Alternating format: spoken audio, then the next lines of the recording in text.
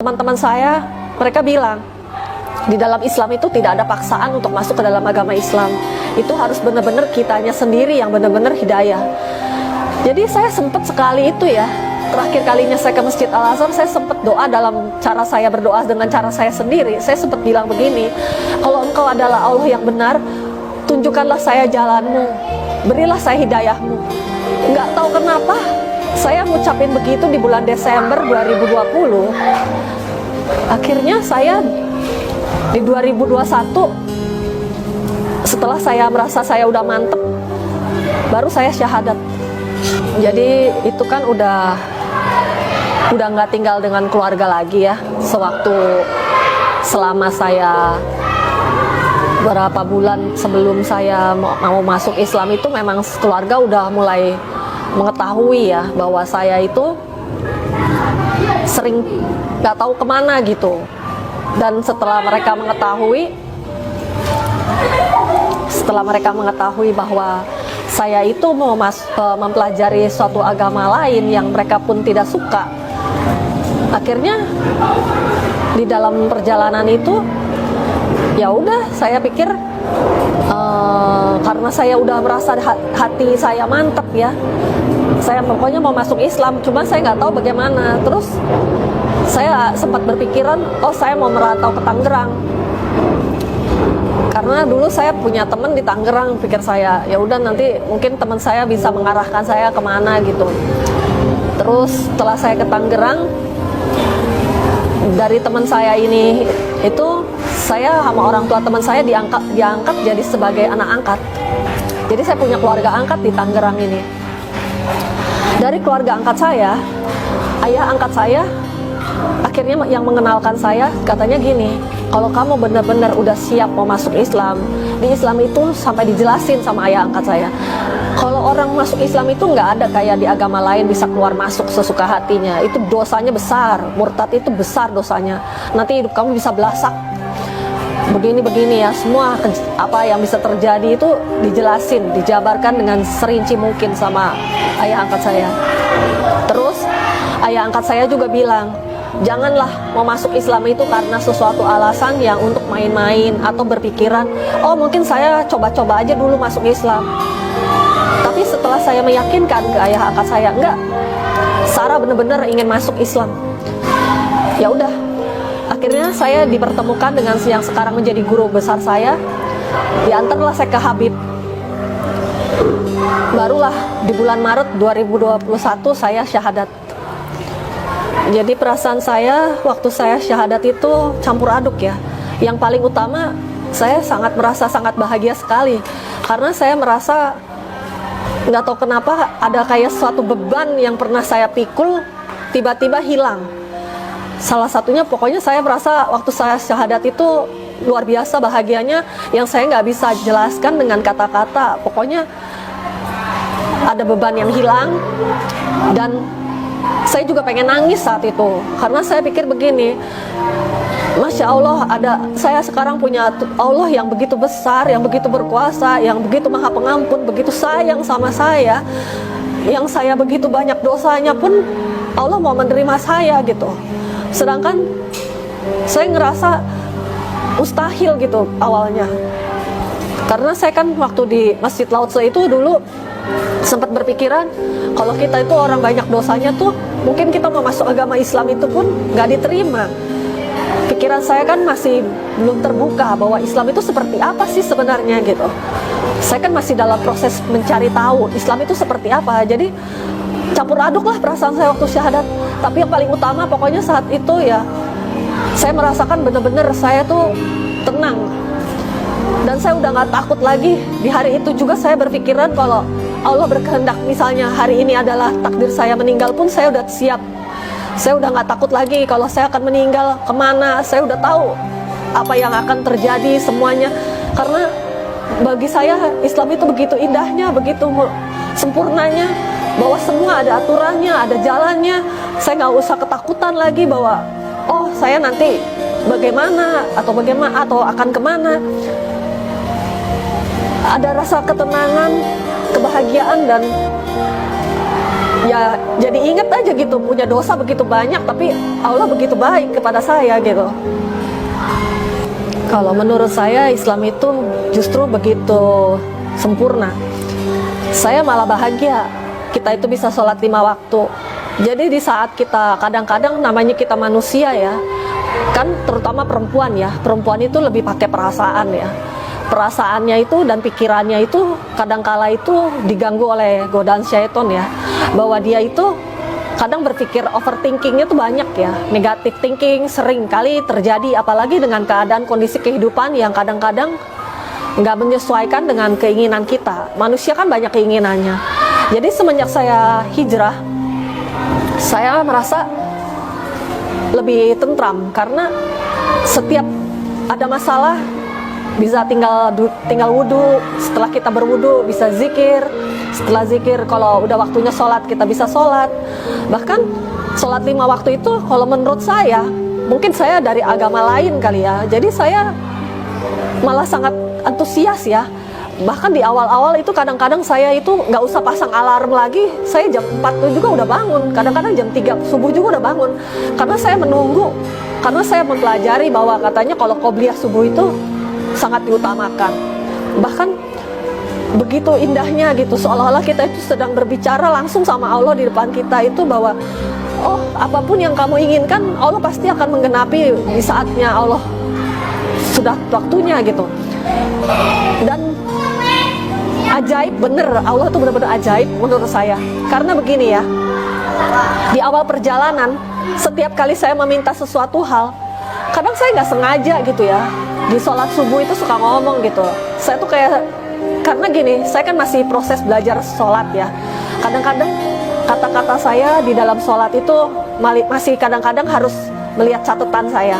Dan kadang-kala suka ada kata-kata yang saya lupa untuk kata-kata yang harus dibaca wajib di dalam sholat itu ya. Jadi kadang-kadang dulu itu saya nggak tahu baca iftitah itu nggak tahu. Saya kan masih pakai bahasa Indonesia. Dan saya seringkali di dalam iftitah itu mungkin kalau menurut saya sih salah ucap ya, karena salah ucapnya begini. Setelah saya mengucapkan Maha Suci, Maha Besar Allah, Maha Sempurna Allah dari sepanjang pagi hingga petang, saya suka kadang-kadang tanpa saya sadari saya suka ngucap gitu, ya Allah aku tuh lagi butuh ini, butuh itu. Saya tuh udah keburu doanya tuh di depan. Jadi belum sholat pun udah di depan, di iftitah itu udah doa. Tapi Masya Allah, saya mah kagum sekali dengan kebesaran Allah. Kadangkala ya, belum ada sehari ya, apa yang saya minta itu terwujud gitu. Kadang saya suka takut juga jadinya. Begitu besarnya kebaikan Allah kepada saya, apa yang sudah saya perbuat untuk menembus dosa saya juga belum ada gitu. Sedangkan Allah begitu baik, begitu sayangnya sama saya, sehingga tanpa saya sadari kadang-kadang saya udah keburu minta. Mungkin saya nggak tahu diri saya, kadang saya suka merasa apakah saya pantas meminta ini semua kepada Allah. Tapi banyak sekali saudara seiman semua, kalau saya tanya selalu bilang nggak apa-apa, memang Allah itu maha besar. Jadi apa yang kita mau minta di dalam sujud kita minta, Allah pasti kasih. Kalau memang Allah rasa itu baik untuk kita, karena Allah tahu, Allah lebih tahu katanya. Janganlah pakai skenario hidup kita, biarlah skenario Allah ya berjalan di dalam hidup kamu katanya. Jadi saya kadang-kadang ngerasa saya malah terbalik ya, suka berpikiran orang-orang yang terlahir muslim itu sangat beruntung karena bisa lahir di dalam keluarga yang semuanya muslim. Bahkan saya suka sedih kalau lihat ada orang muslim, dia terlahir muslim tapi dia nggak melaksanakan apa yang sebetulnya adalah kewajiban kita sebagai umat muslim. Dan itu sebagai teguran juga untuk saya muhasabah diri ya, karena saya juga kadang pikir, oh ya kita kan belum sempurna juga, semua manusia tempatnya hilaf dan salah. Jadi saya pikir siapa saya ya menilai orang lain begitu. Dan itu pun diajarkan di dalam agama Islam. Yang saya sangat takjub adalah apapun yang kita sebetulnya gak baik, itu semua ada. Islam itu ada semuanya deh. Mau dari yang baik itu apa, mau yang dilarang itu apa, segala aturannya ada. Sebegitu sempurnanya, sebegitu mudahnya. hanya manusia aja yang kadang-kadang terlalu banyak alasan dan mempersulit dirinya sendiri untuk menjalani apa yang sebetulnya adalah keyakinan kita gitu. Keyakinan yang begitu dibuatnya begitu sempurna gitu. Kenapa dipersulit sendiri gitu?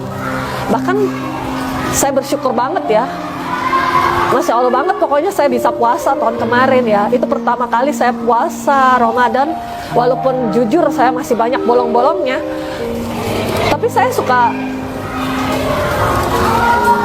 nangis ya pada saat kita pergi taraweh. Karena apa?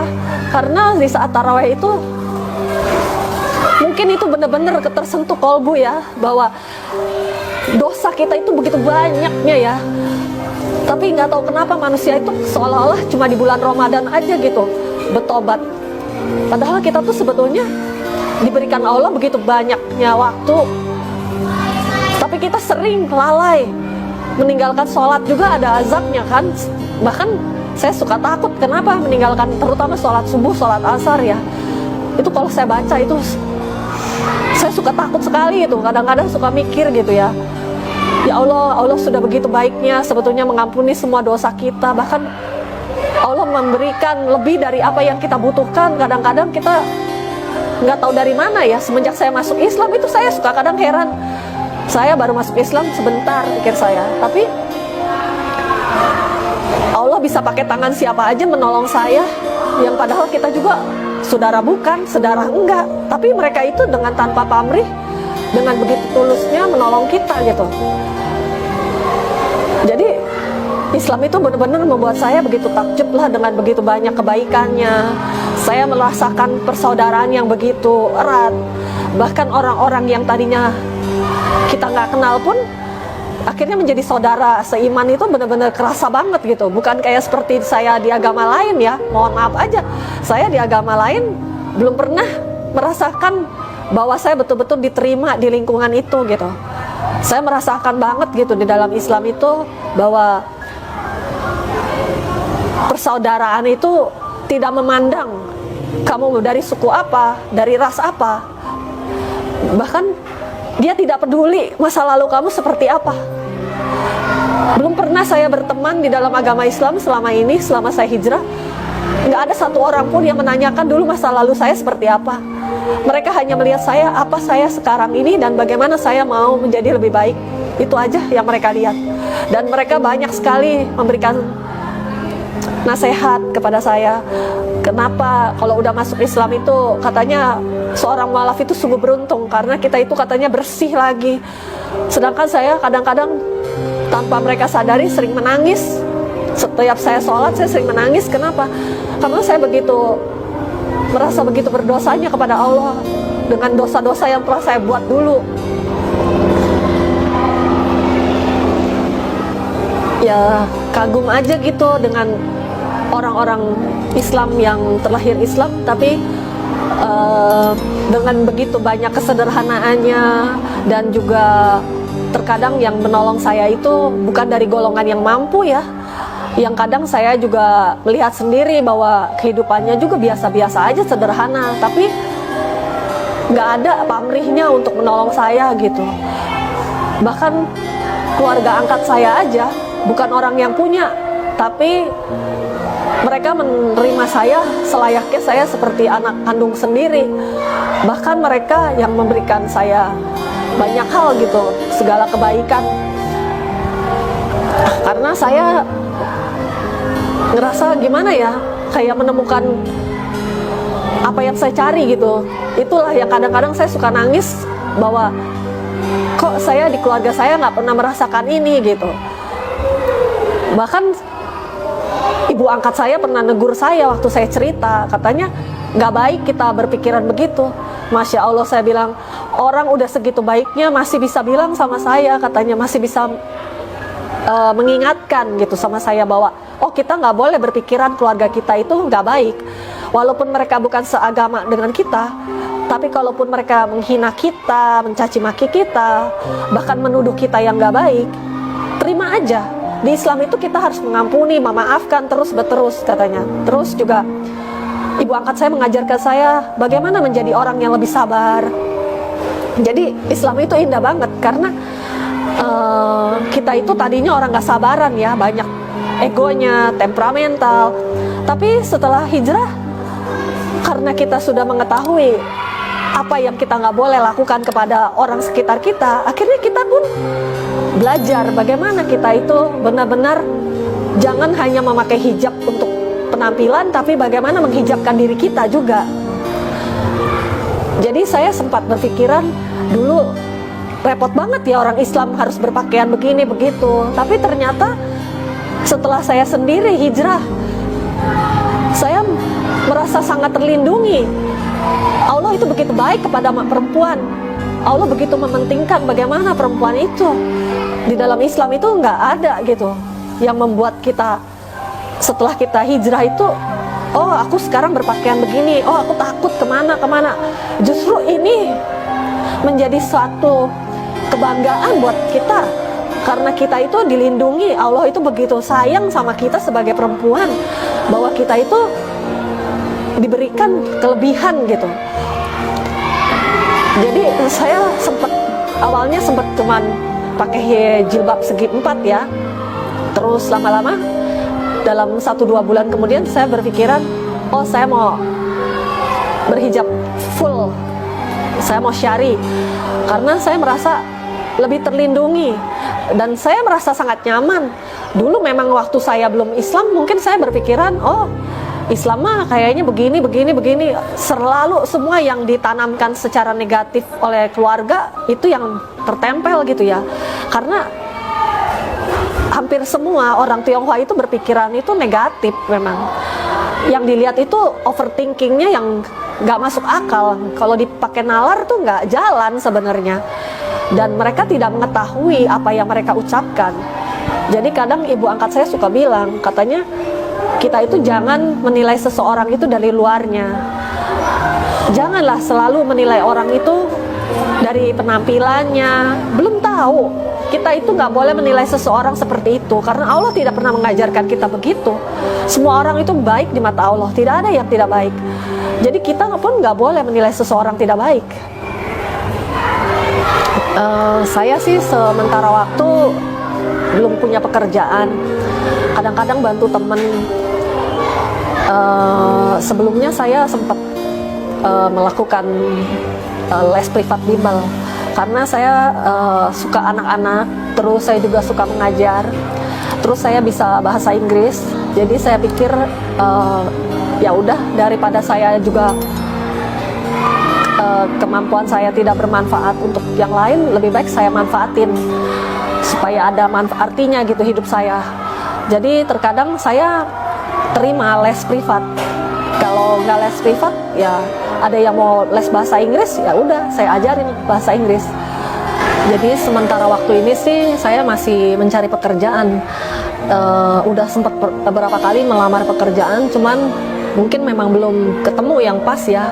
Karena rata-rata pekerjaan yang saya cari ternyata mereka maunya yang tidak berhijab. Sedangkan saya sudah membuat satu tekad semenjak saya hijrah, pokoknya saya nggak bakalan pernah lagi buka hijab, selain memang ya kan memang kita diwajibkan berhijab ya sebagai wanita ya. Jadi ya menurut saya sih kalau ada pekerjaan, pokoknya cari pekerjaan apa aja, nggak apa-apa yang halal, asal nggak usah buka hijab, itu aja. Terus pernah juga dapat tawaran pekerjaan, tapi saya lihat nggak bisa sholat ya tempatnya. Jadi saya sempat bingung gitu. Pokoknya yang saya ingin utamakan dalam hidup itu sekarang, di dalam usia saya itu ya ibadah. Saya benar-benar pengen hidup bener. Mungkin saya masih jauh lah, karena gelasnya masih kosong banget ya. Belajar agama pun masih bertahap ya. Baca Al-Quran juga masih sangat terbata-bata ya. Saya sih belum bisa ya kalau baca Al-Quran yang nggak ada Latinnya, belum bisa ya. Mungkin karena faktor umur juga ya, kalau menurut saya gitu. Cuman ya nggak tahu ya, banyak orang bilang nggak ada yang mustahil katanya. Coba aja minta, sholat aja, sholat hajat minta. Cuman belum dapet gitu ya, belum kena gitu. Mungkin belum waktunya, kan kita kan nggak pernah tahu, ketentuan Allah kan yang paling baik. Jadi kita cuma bisa ikhlas aja dan ikhtiar aja terus. Cuman saya terus terang, semakin saya baca Al-Quran, nggak tahu kenapa ya, pokoknya saya mah ngerasa diri itu kayaknya udahlah, saya udah nggak pentingin duniawi itu mau bagaimana, makanya udah nggak pernah, udah jarang lah melihat berita-berita mau dunia mau kayak gimana keadaannya, udah berserah diri lah istilahnya, udah nggak tahu ya, mau keadaan kayak gimana ya disyukuri aja. Karena satu lagi dalam Islam itu yang saya salut banget ya, yaitu manusia itu harus banyak bersyukur ya. Apapun kondisi kita, memang benar sih, setiap kita semakin dikasih ujian sama Allah itu kita bersyukur. Memang nggak ada ujian yang nggak bisa kita lewatin. Segala sesuatu ujian yang diberikan sama Allah itu kan nggak ada melebihi dari batas kemampuan kita. Semua itu udah dikasih porsinya masing-masing, dan bener-bener nikmat gitu. Masuk Islam itu dikasih ujian apapun udah nggak kayak orang stres gimana ya. Kalau dulu jujur saya pernah ada niat bunuh diri, itu saya masih di persimpangan antara Buddha dan Kristen itu. Saya sempat berpikiran mungkin lebih baik aku mengakhiri hidup aku aja. Cuman karena pernah dengar ada orang bilang kalau kita bunuh diri itu kita nggak bakal masuk neraka, nggak bakal masuk surga, kita itu terus aja terbolak-balik gitu, nggak tahu di mana, di tengah-tengah itu di mana, pikir saya. Dan itu sangat menakutkan sebenarnya. Kalau kita dalam keadaan sadar, berpikir jernih, sempat berpikiran lagi bahwa ya kalau kita bunuh diri memang selesai, mungkin selesai di sini di dunia, tapi nggak tahu nanti kita kemana.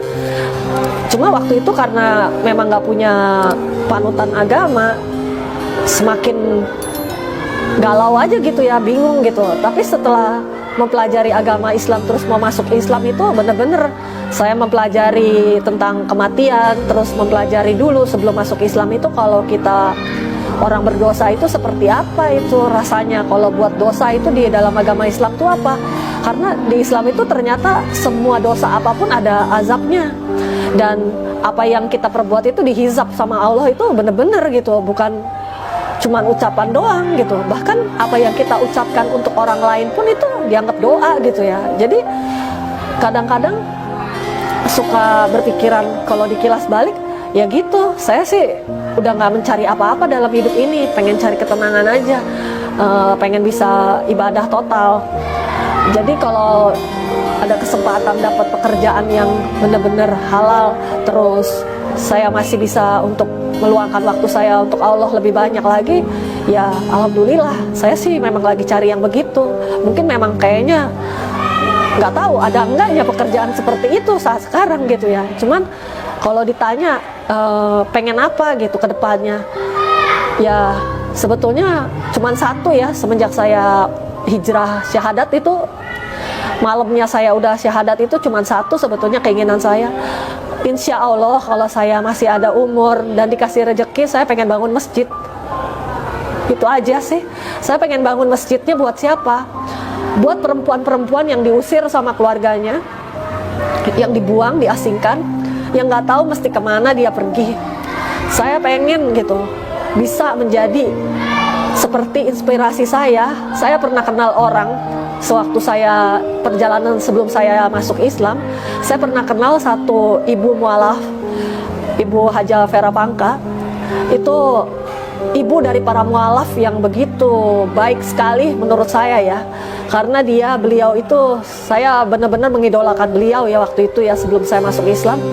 Beliau itu bisa, istilahnya gini, saya merasa saya nggak punya ibu, tapi ibu saya sering sibuk dan nggak ada waktu untuk saya. Sedangkan saya bertemu seorang almarhumah Ibu Haja Vera Pangka ini menginspirasikan saya bahwa dia ibu dari 3 orang anak, tapi dia masih punya waktu untuk para mualaf perempuan yang datang ke rumahnya untuk menolong, bukan cuma mendengarkan curhatannya, tapi dia betul-betul dengan ikhlas menolong. Padahal dia juga bukan orang punya ya, kalau menurut saya ya. Saat itu saya melihat dia bukan orang punya, dan dia dengan begitu